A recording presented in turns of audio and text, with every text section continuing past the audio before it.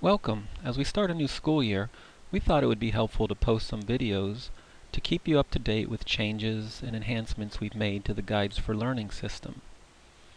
This video will concentrate on the product we use for our career and technical schools.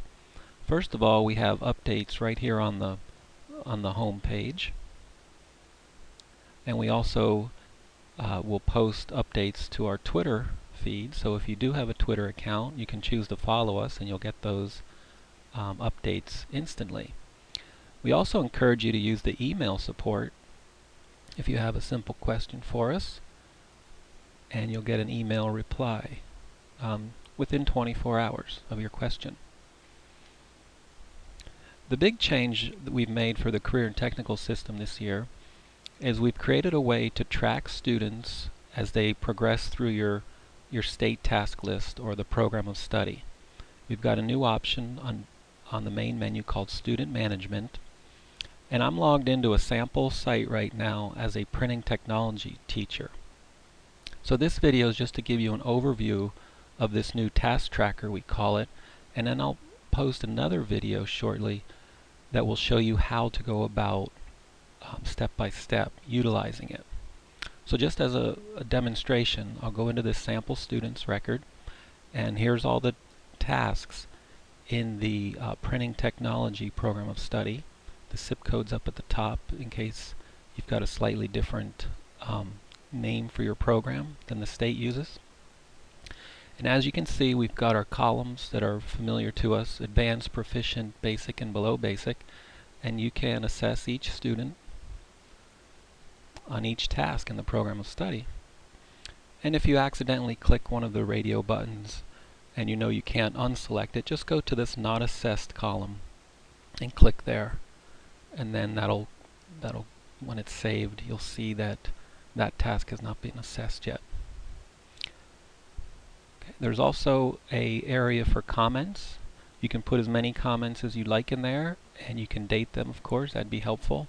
The box, by the size of the small box, you might think I can only post small comments, but that'll scroll. You can post as many as you want, like I said. And then when you print it, it won't be in a box. When you go to the printer-friendly version, let me show you that. It will, your comments will all come out, and it'll just bump the table down a little bit. You'll also notice there's a box for certifications earned. You probably want to put the date in there also. So if you offer industry certifications and a student's successfully completed those, put them in there. Okay, so the shading you see lets you know you've made changes. If you try to leave the page without saving it, you'll get a warning. And when you save the form, you get a confirmation. And then I can just use this drop down to go to another student.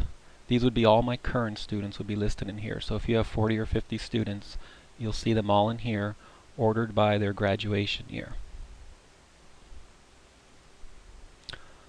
So we think this is a very simple tool to track students as they progress through the program of study.